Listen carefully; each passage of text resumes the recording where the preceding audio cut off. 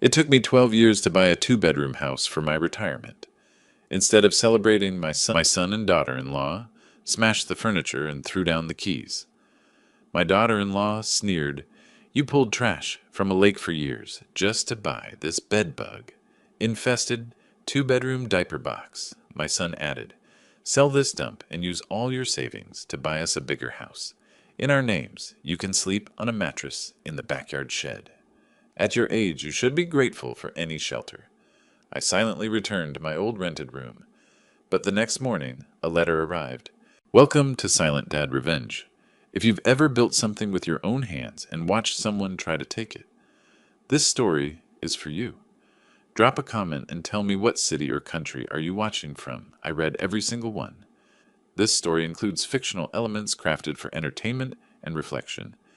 Any resemblance to real names or places is coincidental, but the lesson it carries is worth keeping."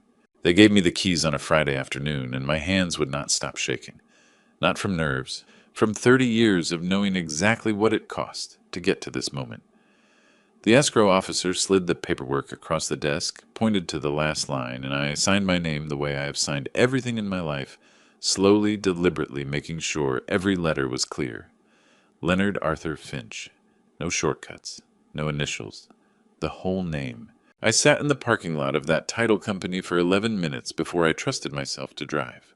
The house on Clover Mill Road sat at the end of a quiet street in Ocala, Florida, in a neighborhood where the oak trees were older than most of the residents, and the Spanish moss hung so thick off the branches it looked like the trees were wearing winter coats in September heat. Ranch-style homes from the 80s and 90s lined both sides of the street. Low roof lines, wide front porches, yards, kept neat, the way people keep things when they actually live somewhere instead of just occupying it. My yard had a crepe myrtle by the mailbox that somebody had trimmed back hard the previous spring. It was already pushing new growth. I pulled into the driveway and sat there with the engine running for a moment, just looking. 2 bedrooms, 1 bathroom, a screened back porch facing a yard with a sweet orange tree that had 3 small fruits hanging off the lowest branch. 1,700 square feet, cream-colored wall, original terrazzo floors, a kitchen window above the sink that caught the late afternoon light and threw it across the countertop like honey. 12 years. Every overtime shift, every weekend job, every birthday I worked instead of celebrated. 144 months of putting money away the way other men put money into things that break or disappear. This house would not break.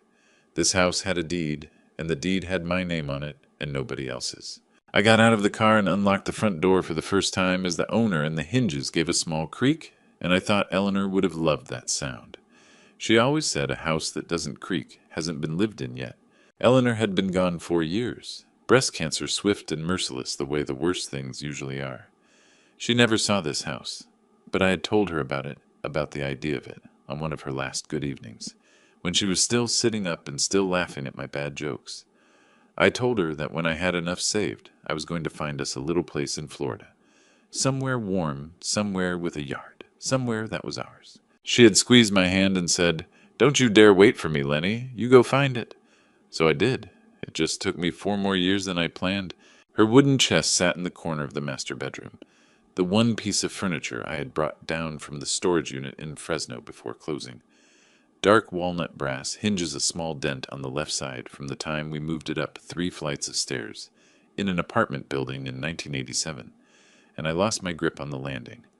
I had set it against the wall myself that morning before the signing because I wanted it to be the first thing in the house. I wanted her to be there first. I pressed my palm flat against the lid for a moment.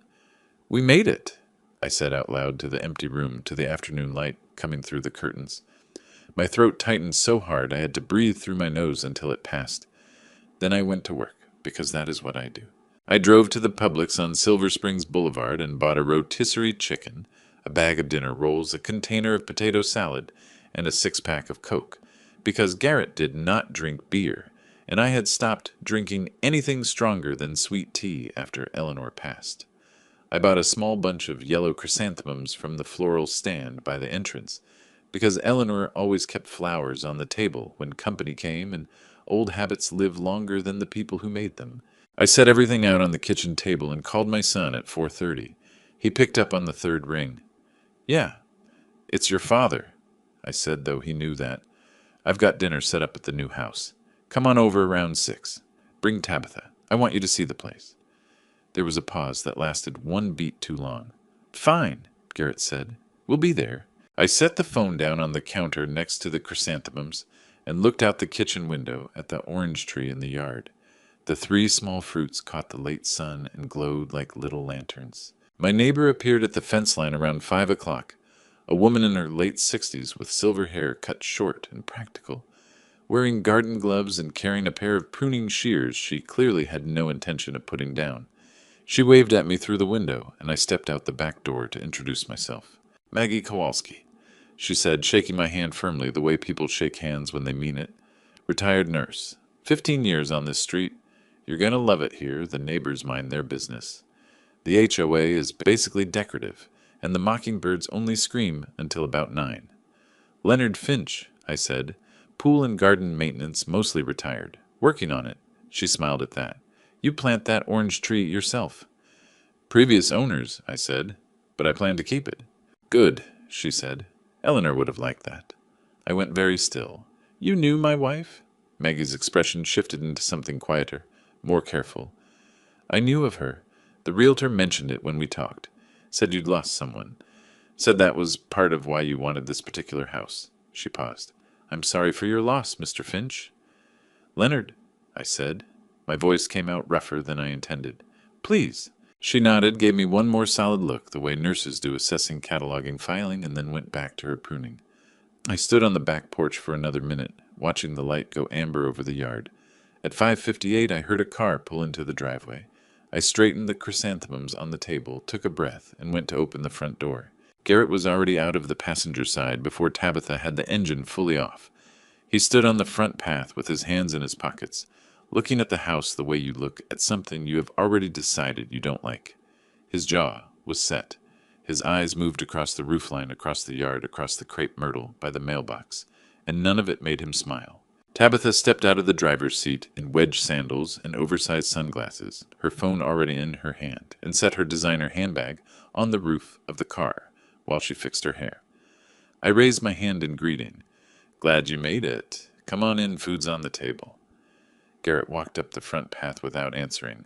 Tabitha followed, and as she stepped through the front door ahead of me, she looked around the living room with the slow, deliberate attention of someone taking inventory. Her lips pressed together in a thin line. She set her handbag down on my kitchen table, right next to the chrysanthemums, with a small, precise motion that sent a cold current straight through the center of my chest. The evening, I realized, was going to cost me more than the groceries. Tabitha did not sit down right away. She walked through my living room the way a property assessor walks through a foreclosure, methodical, detached her wedge sandals, clicking against the terrazzo floor with each slow step. She ran 2 fingers along the windowsill above the front door, then held them up and examined them for dust. She looked at the ceiling, at the baseboards, at the hallway leading to the 2 bedrooms. Her mouth stayed in that pressed thin line the entire time, like she was trying very hard not to say the first thing that came to mind and losing the battle by inches. Garrett stood near the kitchen table with his hands still in his pockets. He had not touched the food. He had not looked at the chrysanthemums. He was staring at the wall between the kitchen and the hallway, like he was measuring something. Sit down, I said, keeping my voice even. Chicken's still warm. Tabitha turned from the window and looked at me with an expression I had seen before on the faces of people who believed their time was worth more than yours. How many square feet? She asked. 1,700, I said. She made a sound in the back of her throat. Not quite a laugh, not quite a scoff. Something that managed to be both and worse than either. Then she pulled out one of my kitchen chairs, dropped into it, and looked around the room the way you look at a garage sale table before you decide nothing is worth touching. You cleaned other people's pools for 12 years? She said, her voice slow and deliberate, like she was reading a verdict. Slept in a storage room. And this. She swept her hand across the kitchen, across the living room, across everything I had spent 12 years building toward. This little box is what you ended up with. The word landed on the table between us and stayed there. This is my home, I said, still quiet, still flat. I brought you here to celebrate. Garrett finally moved. He pulled out the chair across from Tabitha and sat down, but not to eat. He leaned forward with his elbows on my table and looked at me the way he used to look at report cards. He didn't want to show me defiant and ashamed in equal measure, except this time the shame had been scraped away, and only the defiance was left. "Dad," he said, "we need to talk about what you're actually going to do with this place." "I'm going to live in it," I said. "That's what houses are for." "You're 60 years old." His voice had an edge to it now, impatient, like he'd been rehearsing this, and I was already off script. "You don't need 2 bedrooms. You don't need a yard. You need to be realistic." "I am being realistic," I said. "I saved for 12 years. I bought a house. That is the most realistic thing I've ever done." Tabitha leaned forward, and when she spoke again, her voice had dropped into something uglier than anger, the tone of someone who has decided the person across from them does not deserve courtesy. "What Garrett is trying to say is that this money could have been used smarter. A house this size in this neighborhood, it's not going to appreciate Leonard. People come here to die quietly, not to build equity." She paused, and then she said the part she had clearly been saving. "You pulled rags and trash out of other people's water for over a decade, and this bedbug box is the best you could manage." Something shifted in the room. Not loudly, the way pressure shifts before a storm. Garrett's hand came down flat on the table. The silverware jumped. My yellow chrysanthemums tipped sideways in their glass, and water spread across the tablecloth in a slow dark stain. He did not notice, or he did not care. "Stop acting like this is some kind of achievement," he said, his voice climbing now ugly and tight. "You left us in California. Drowning, you know that, drowning. And you sat on all this money and bought yourself a retirement fantasy." He shoved back from the table so hard his chair tipped and hit the floor behind him with a crack that echoed off the terrazzo. "Sell it. Sell this dump and take every dollar and buy us something real in California. A real house. In our names, mine and Tabitha's, and you can work something out from there." "And if I don't?" I said. He stepped around the fallen chair. His eyes had gone flat and mean in the way that eyes go when someone has stopped thinking about consequences. "There's a shed out back," he said. "It's dry. It's got power. At your age, you should be grateful for any shelter you can get." Tabitha stood up from the table. In one motion, she picked up the dinner plate nearest to her, the one I had set out with the rolls and the potato salad, the plate I had chosen, because it was the nicest one I owned, and she dropped it onto the terrazzo floor. Not threw it, dropped it, deliberately, the way you drop something when you want the person watching to understand that their things mean nothing to you. The plate cracked clean across the center. She looked at me over the broken pieces with an expression that had no apology in it. None at all. Garrett snatched his keys from the counter right next to Eleanor's chrysanthemums without looking at them and turned for the door. He paused with his hand on the frame and said without turning around, "Don't come crying to us when you're sitting in this box alone wondering why nobody visits." The front door closed behind him with a soft, definitive click that was somehow worse than a slam. Tabitha stepped over the broken plate on her way out. She did not look down. I stood in my kitchen for a long time. The chicken was still warm. The chrysanthemums were still yellow, tipped sideways in their glass. The terrazzo floor had a new scratch near the table leg and a broken plate in 2 clean pieces near the hallway. I picked up the larger shard and set it on the counter. I righted the chrysanthemums and dried the tablecloth with a dish towel. I wrapped the food in foil because I had bought it, and I was not going to waste it. Then I picked up my keys from the windowsill, walked out to my truck, and locked the front door behind me, with the key that had my name on the deed, and nobody else's. I did not cry until I hit the highway. The Florida darkness came up fast on both sides of Route 27, and somewhere between the 2nd and 3rd mile marker, my eyes burned so badly I had to pull over onto the shoulder, grip the steering wheel with both hands, and just breathe until the shaking stopped. 60 years old, and I was driving away from my own house. I have slept in worse places than a storage room. Over the years, I have napped in truck cabs on pool equipment, shelves on a folding cot in a greenhouse in the San Joaquin Valley, while a February frost came through the vents. A man who works outside learns to sleep wherever the work stops. So the cot in my old storage room behind the equipment shed in Fresno was not the problem. The problem was that I lay there until 4 in the morning, with my eyes wide open, staring at the water-stained ceiling, running the same numbers over and over in my head, the way you run your tongue across a broken tooth. Not because you expect to find anything different, but because you cannot help it. I got up at 6, made coffee on the 2-burner hot plate, stood at the single window that looked out over the parking lot, and drank it black, watching the morning come up gray and flat over the asphalt. The mail slot rattled at 7:15. I almost did not check it. I almost left it for later. Drove back to Ocala, spent the day on the back porch watching the orange tree. But I have never been a man who leaves things for later, so I set down my mug and walked to the door and pulled out the small stack of envelopes. The third one had a bank logo in the upper left corner. Not my bank, a lender I did not recognize. I turned it over. My name on the front. My address, this address, the storage room. Address the one I had kept as my official mailing address for years because it was stable, because I moved around too much for anything else to stick. I sat down on the edge of the cot and opened it. It took me 2 full readings to understand what I was looking at. A cosigner confirmation letter, a vehicle financing agreement, $68,000 for a luxury sedan financed over 72 months. My name listed as the cosigner, meaning I had agreed to be legally responsible for the debt if the primary borrower defaulted. My social security number was on the document. My signature, or something that looked enough like it to pass, was on the last page. I had not signed anything.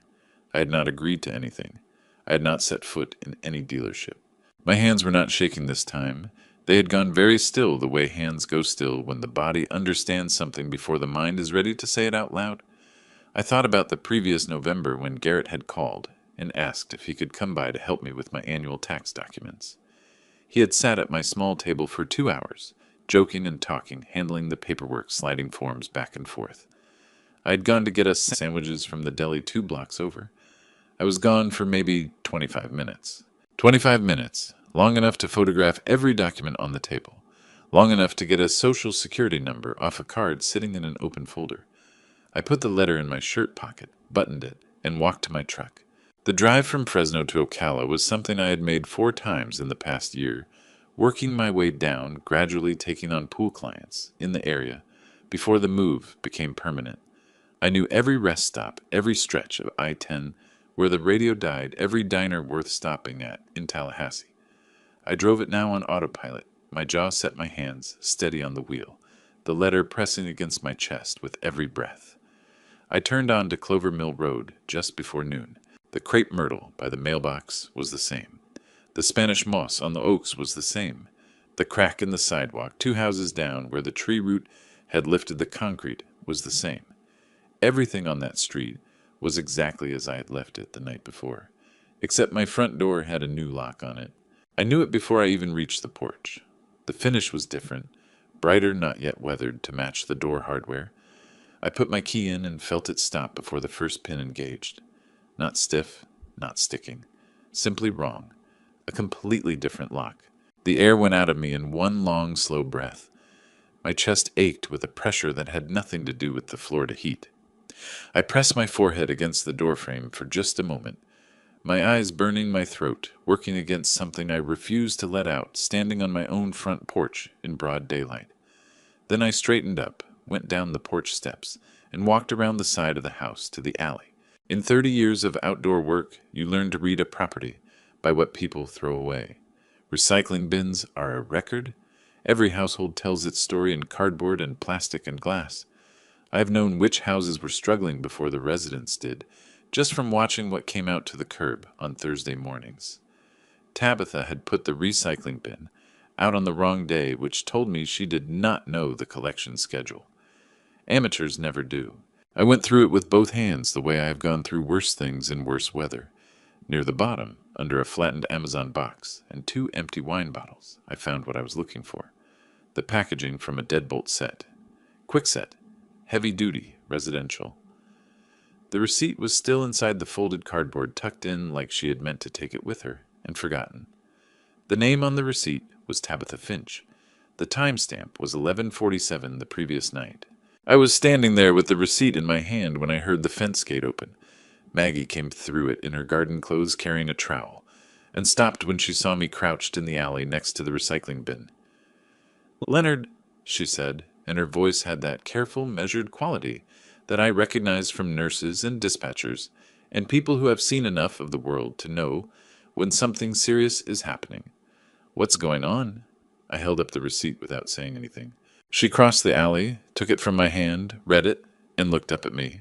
Her expression did not do anything dramatic. It just settled into something firm and clear, the way a face settles when a decision has already been made. "How long ago did you sign on this house?" she asked. "Yesterday morning," I said. "And your name is the only name on the deed."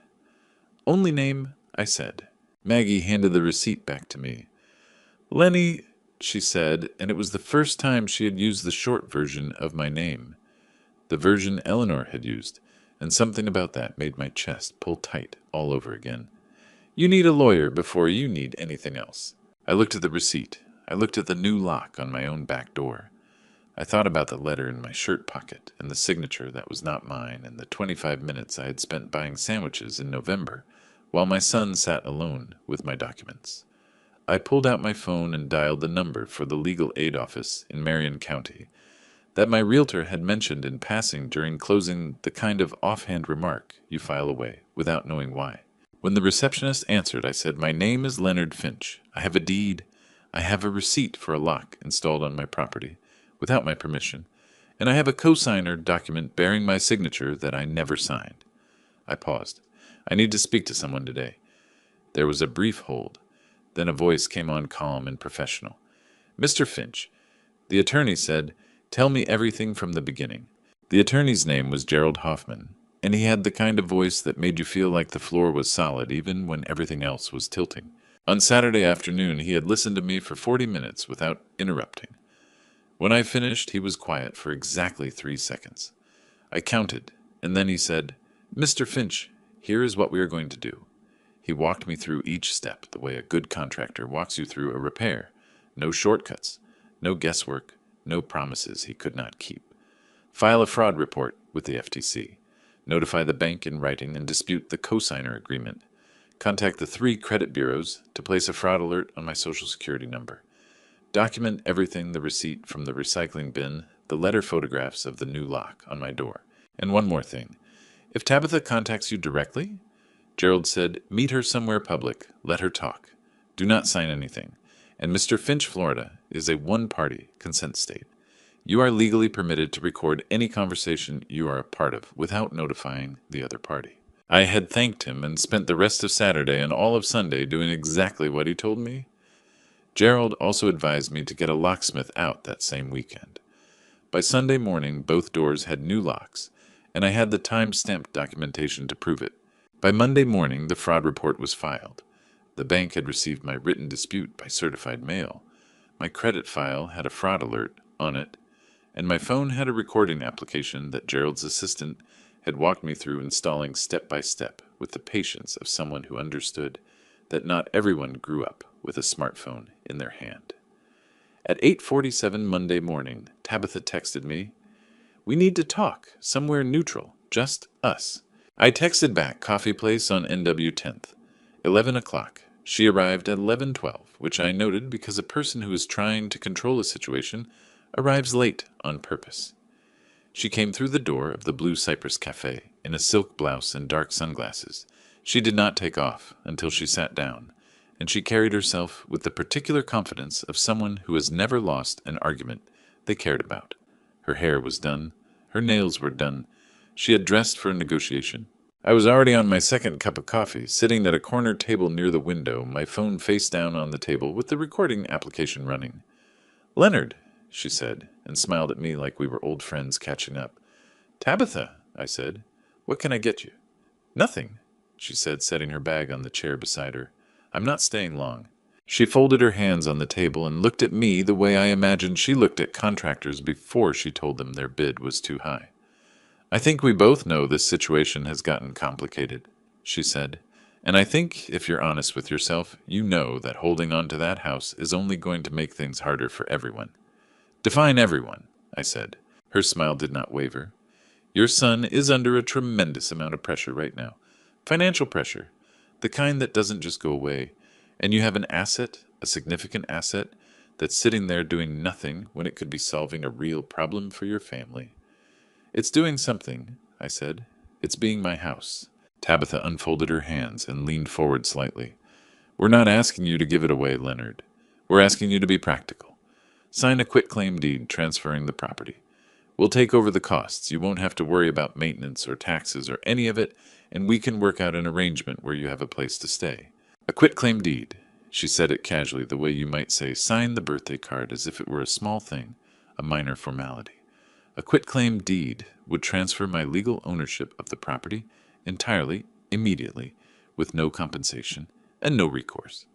I would go from homeowner to guest in a house I had bought, with 12 years of my own labor in a single signature. No, I said. Her smile finally shifted just slightly, just at the corners. Leonard. No, I said again. That's my answer. It isn't going to change. She sat back. The sunglasses came off, and I saw for the first time that her eyes were harder than her smile, the way the inside of some things is harder than the outside. You're making this more difficult than it needs to be, she said. Garrett has tried to be reasonable. I have tried to be reasonable. There are people involved in this situation who are not going to be as patient as we have been. What people? I asked, and her phone buzzed on the table. She glanced at it, and something crossed her face, just a flicker, just a fraction of a second that looked like relief. She stood up, said, "Excuse me?" and walked toward the front door, phone already at her ear. I watched her through the window. She stood on the sidewalk with her back to the glass. But the cafe was quiet enough, and her voice was carrying in the way voices do when someone is agitated and not paying attention to their own volume. I could hear fragments through the plate glass, not every word, but enough. He won't sign. I know, Mother, I told him. The deed is clean. We just need him to... Yes, I understand the timeline. Mother. I sat very still with my coffee cup halfway to my mouth. Priscilla Treadwell. I had met her twice in 9 years, once at Garrett's wedding, once at Tyler's first birthday party. A tall woman with expensive taste, and the habit of looking at people like she was calculating what they were worth and finding them short. She had called me the pool man at the birthday party in front of 6 other guests, with a smile that made it clear it was not a compliment. She had never shown any interest in my life, my finances, or my house, but she knew the deed was clean. She knew the timeline. She was running this, not Garrett, not Tabitha, Priscilla.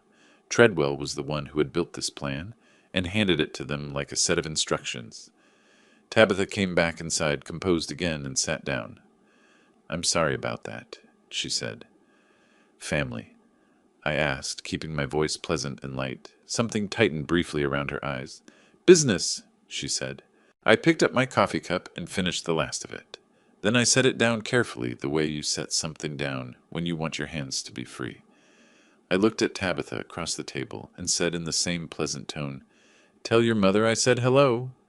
The color left Tabitha's face so completely and so quickly that I watched it happen the way you watch a light switch off. Her mouth opened, closed, her hands gripped the edge of the table. I stood up, picked up my phone, and tucked it in my shirt pocket. I'll see myself out, I said. In the parking lot, I sat in my truck and called Gerald Hoffman. I need to add a name to the file, I said when he picked up. Priscilla Treadwell. She is Garrett's mother-in-law, and she is the one running this. Gerald took the name down without surprise, which told me he had seen this kind of thing before. Anything else? He asked. I need to buy some fertilizer, I said, but that one I'll handle myself. Before I tell you what I overheard standing beside that pool, and I promise you it changed everything. Drop the word deed in the comments right now, so I know you are still with me. Every single comment gets read. A quick note, some details in the chapters ahead have been shaped for storytelling and reflection. If that is not what you came for, no hard feelings. This is a good place to stop. Tuesday morning, before I did anything else, I went to the garden center on Silver Springs Boulevard and bought 2 large bags of myelorganite, an organic fertilizer made from heat-treated biosolids, the kind that serious gardeners use because it feeds the soil slowly and holds moisture well in Florida heat. It also has a smell that clings to skin and fabric for up to 48 hours and does not fully wash out with a single cycle. I know this because they've used it professionally for years and have ruined 2 pairs of work pants, finding out the hard way. I spread it across the flower beds along my front walkway that afternoon, working it deep into the soil with a hand rake the way the instructions recommend. The smell rose up thick and heavy in the warm air. My neighbors on the left had their windows closed. My neighbors on the right were not home. Maggie watched me from her porch with a cup of tea and said nothing until I straightened up and pulled off my gloves. "You're fertilizing in September," she said. "Late in the season for that." "Just getting established," I told her. She looked at me over the rim of her cup with the expression she probably used on patients who said they felt fine when their chart said otherwise. "Lenny," she said, "whatever you're planning, please make sure it's legal." "It's fertilizer, Maggie," I said. "It's completely legal. It just smells terrible." She went back inside without another word, and I loaded my equipment into the truck. Priscilla Treadwell lived in a gated community 12 miles north of Ocala, in a house that had always struck me as the architectural equivalent of a raised eyebrow. Everything designed to communicate that the person inside had taste, and that you probably did not. I had serviced her pool for 3 years under a contract she had signed before Garrett and Tabitha got married, back when she still needed to be pleasant to people she considered beneath her. She had kept the contract running after the wedding, which I had always found mildly curious. Now I understood it. She wanted me accessible. She wanted me where she could watch me and remind herself and me of the distance between us. I pulled through the gate at 8:15 with my contractor badge and set up at the equipment pad beside the pool. The pool was a large rectangular lap pool with a sun shelf at one end and a fountain feature that ran continuously and cost more to maintain than my monthly rent had been in Fresno. I worked through my checklist the way I always do: chemical levels, filter pressure, skimmer baskets, brushing the walls. The work is meditative when you let it be. Your hands know what to do and your mind goes somewhere else. At 9:40 the front doorbell rang. I was on the far side of the pool, crouched beside the equipment pad, partially screened by the hedge that ran along the property line. The glass doors from the living room to the pool deck were pushed halfway open to let in the morning air, the way Priscilla always kept them when the weather was tolerable. I could see directly into the living room from where I was kneeling. A man in a gray suit came through from the front entry led by Priscilla's housekeeper. He carried a folder and had the particular posture of someone delivering news that nobody wants: straight spine, no expression, professional distance. Priscilla came in from the hallway in a silk robe and stopped when she saw him. "Mrs. Treadwell," the man said, opening his folder. "I'm with Meridian Recovery Associates. I'm here regarding the outstanding balance on the primary mortgage and the second lien on this property. We've sent 4 notices. This is a formal pre-foreclosure notification."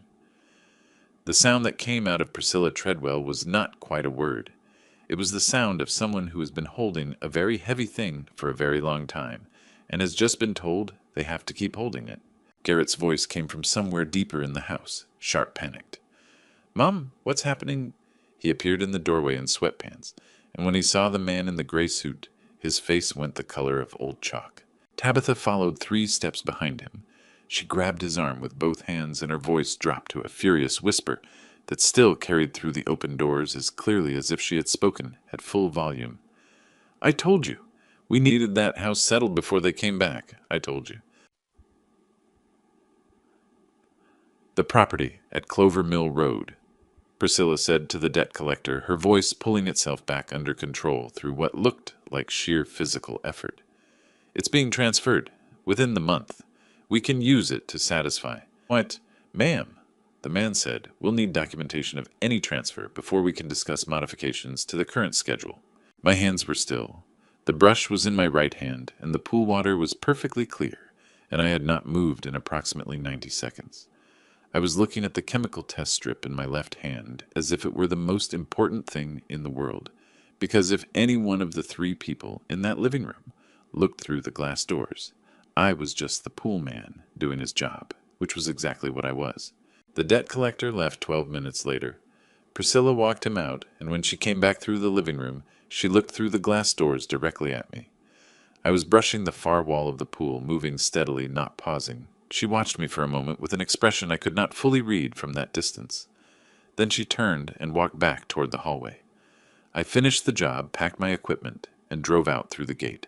2 blocks from the community entrance, I pulled into a gas station parking lot and called Gerald. "The house on Clover Mill Road is collateral," I said. "They're going to try to use it to stall a foreclosure on Priscilla Treadwell's property. She told a debt collector the transfer would be completed within the month." Gerald breathed out slowly on the other end. "How did you find this out?" "I was doing my job," I said. A pause. "All right," he said. "We need to move on the restraining order. If they attempt any unauthorized transfer or encumbrance on your property, we want to be ready to file immediately." "How fast can we be ready?" I asked. "By Friday," he said. I thanked him, ended the call, and sat in the parking lot for a moment with the engine running and the air conditioning pushing cool air across my face. The orange tree had 3 small fruits on it. By Friday I would make sure nobody could touch them. Friday came in warm and clear the way October mornings do in Ocala, the kind of day that makes you understand why people retire to Florida in the first place.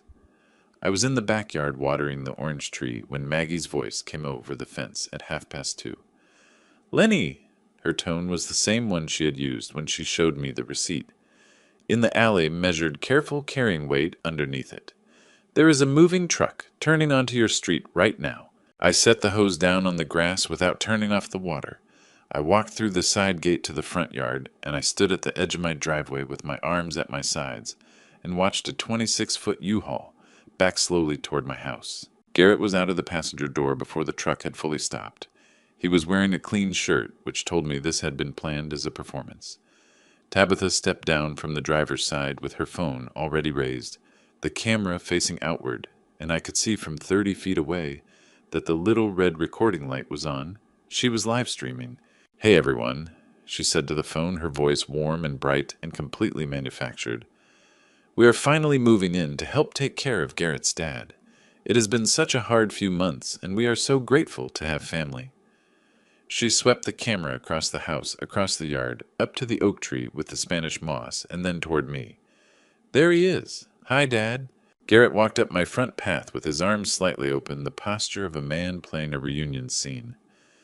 "Dad," he said, "we're here. We're going to make this work all right. Family takes care of family." I looked at him for a long moment. My chest did not tighten. My hands did not shake. I felt something settle in the center of me the way a level settles when both sides finally balance. "Wait right there," I said. I went inside, picked up the deed from the kitchen table where it had been sitting since Monday, and came back out. Then I took out my phone and dialed 911. Garrett's expression shifted. "What are you, Dad? What are you doing?" "911. What is your emergency?" the dispatcher said. "This is Leonard Finch at 1142. Clover Mill Road in Ocala," I said, keeping my voice level and clear. "I have individuals on my property attempting to enter my home without my permission. I am the sole owner of record. I have the deed in my hand. I need an officer, please." Tabitha swung the phone toward me, and I could hear the live stream chat going somewhere in her hand, comments stacking up fast. Garrett stepped forward, his voice dropping low and urgent. "Dad, hang up the phone. You're embarrassing yourself. You're embarrassing all of us. Do you understand what you're doing right now?" "I'm calling the police," I said. "That's what I'm doing." His face went red from the collar up. "This is our family. You cannot call the police on your own family." "I can call the police on anyone standing on my property without my permission," I said. "That is the law, Garrett. It works the same for everybody." Tabitha had moved to the front door. I watched her try the key, the one she had cut after replacing my lock back in September. She pushed it in, turned it, and it stopped dead. She tried again, harder, rattling the handle. The door did not move. I had installed the new lock on Sunday. Gerald had suggested I document the installation with time-stamped photographs, which I had done. Tabitha lowered the phone slightly and looked at the door with an expression that moved through confusion, then disbelief, then something that cracked open at the edges, into what I can only describe as the specific panic of a plan that has finally run out of road. Her hand was trembling against the door handle. She tried the key one more time, and when it failed again, she pressed her forehead against the door frame and made a sound that was not quite a word. Deputy Ray Castillo arrived in 4 minutes. He was a broad-shouldered man in his mid-40s, with a methodical way of moving that reminded me of the better contractors. I had worked alongside over the years. No wasted motion, no theatrics, just the job. He introduced himself, asked for identification from all parties, and examined the deed I handed him with the attention of someone who actually reads what he is looking at. "Mr. Finch," he said, "this property is titled solely in your name." "Yes, sir," I said. He turned to Garrett. "Sir, do you have any documentation showing a legal right to occupy or enter this property?" Garrett's jaw worked. "He's my father." "That's not documentation," Deputy Castillo said, not unkindly, but without any room in it. "Sir, I'm going to need you and your party to move the vehicle from this property. If you have a legal claim that needs to go through the courts, today you need to leave." Garrett turned to Tabitha. Tabitha was still holding the phone up, but the bright, manufactured warmth was completely gone from her face. The chat was still running. The red light was still on. Whatever the comments were saying, she had stopped looking at them. "This isn't over," Garrett said to me, his voice low and tight and stripped of everything except the anger underneath. "You're right," I said. "It isn't. But today it is." The U-Haul pulled out of my driveway at 3:17. Tabitha ended the live stream 40 seconds before that, which told me the comments had not gone the way she planned. Maggie appeared at the fence the moment the truck turned the corner.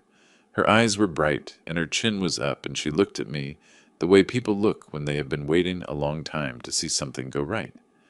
"You doing okay, Lenny?" she asked. I looked at my front door. The new lock caught the afternoon sun and held it. "Getting there, Maggie," I said. "Getting there." I went to bed at 9:30 that Friday night, not because I was tired. The reason was something 30 years of outdoor work teaches you. Eventually, you cannot control what comes.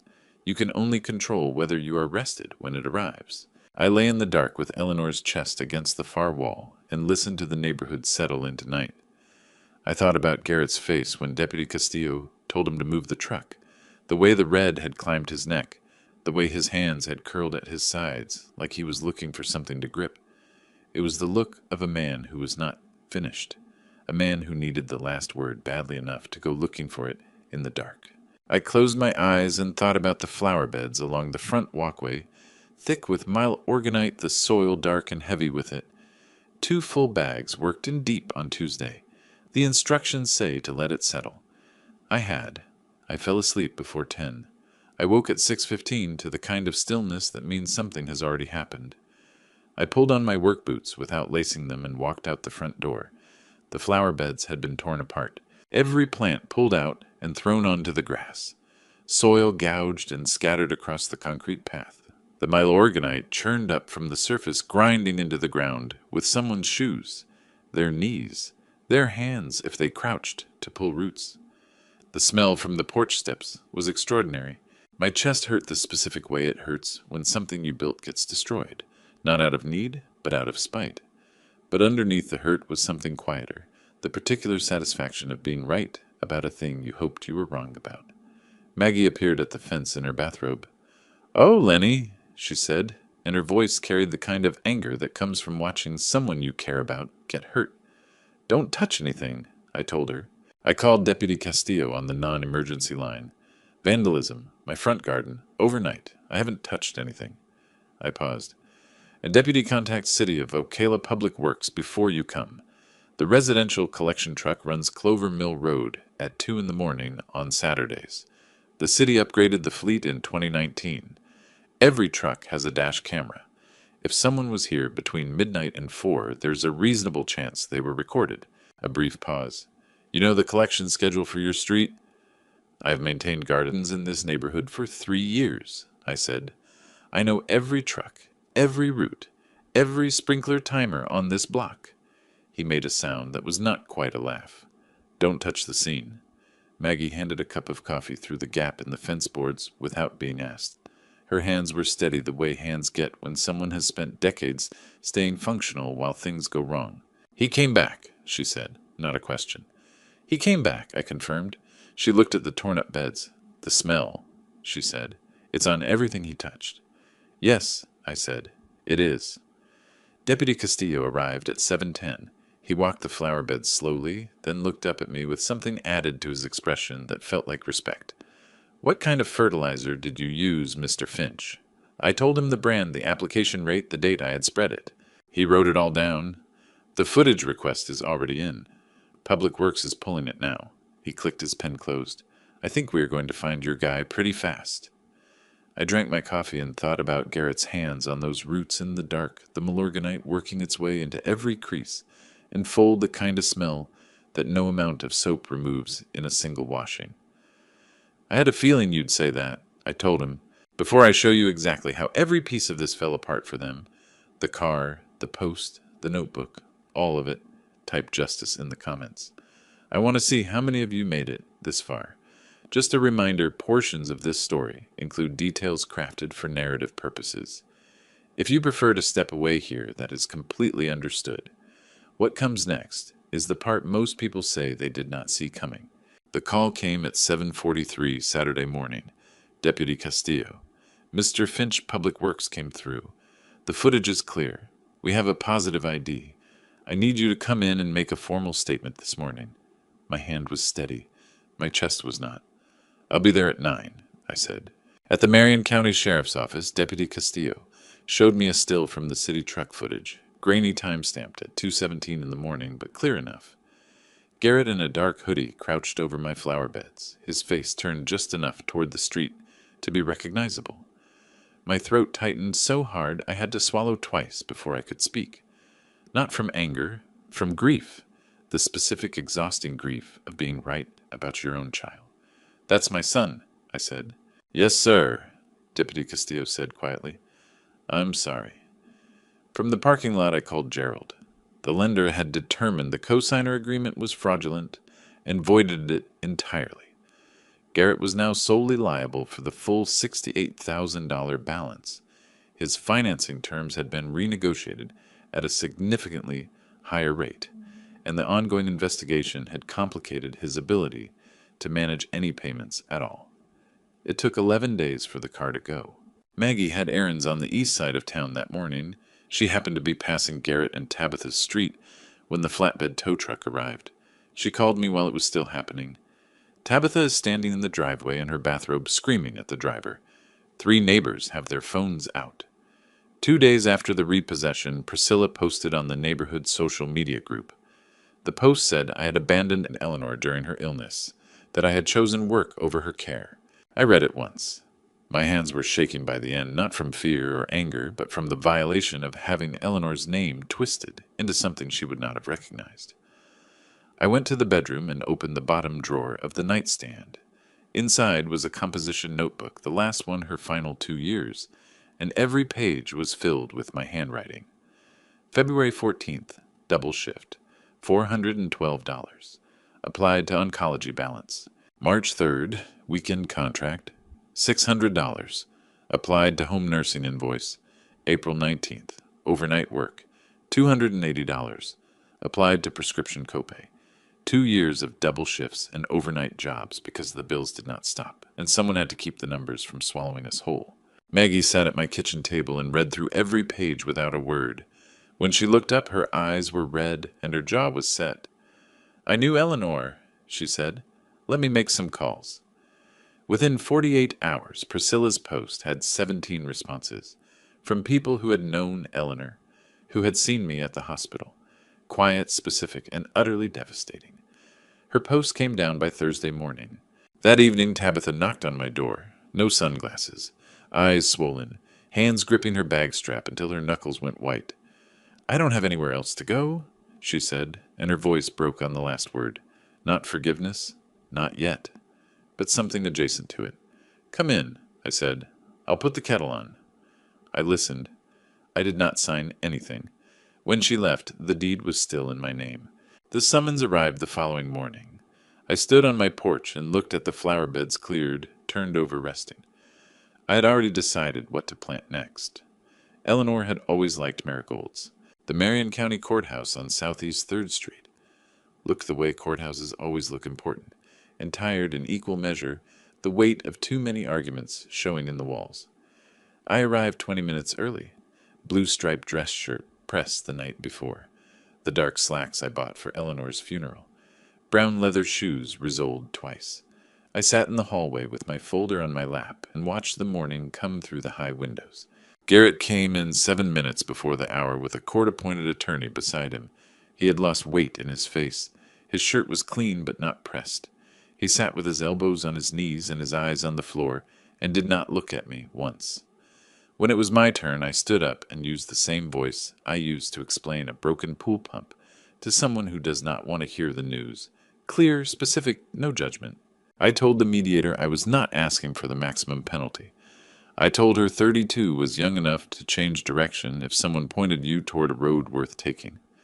I requested 200 hours of community service with the city of Ocala Parks and Public Works.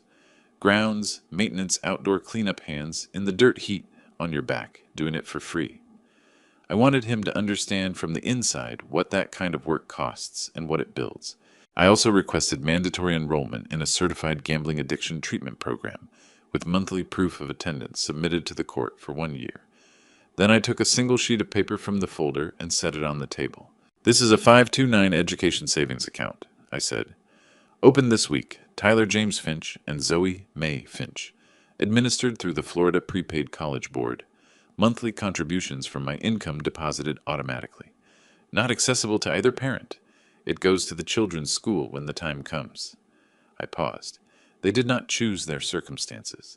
They deserve something that belongs to them alone. Garrett's hands came apart. He stared at the paper with an expression I had not seen on his face in years. Something cracked open past the anger, past the shame, landing somewhere much younger. "Dad," his voice came out stripped and rough. "Dad, He stopped. His chin dropped. His shoulders came forward like something had finally given out at the center of him. I stood with my hat in my hands and looked at my son. "Get some sleep, Garrett," I said. "Do the work. Be better for those kids than you were for me." I turned and walked out.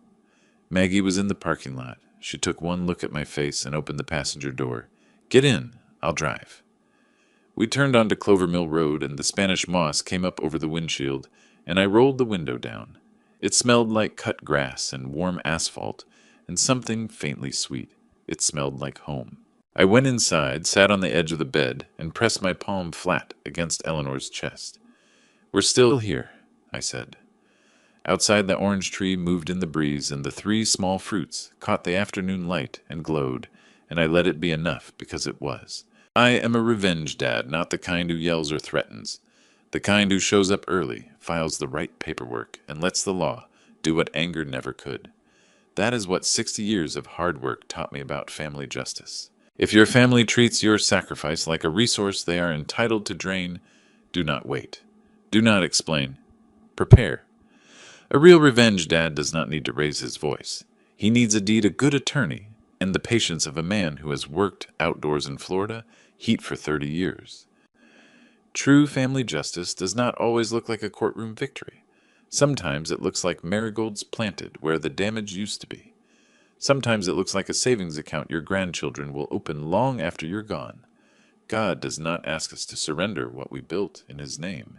He asks us to be faithful stewards of it. And the most faithful thing I ever did was refuse to hand my house to someone who never once asked how I built it. That is family justice. That is the only revenge dad I ever wanted to be. If this story stayed with you, drop a comment, share it with someone who needs it, and subscribe so you never miss what comes next. Thank you for staying until the very last word. Stories ahead contain fictional elements built for reflection and education. If that is not for you, no hard feelings. Choose what serves you best.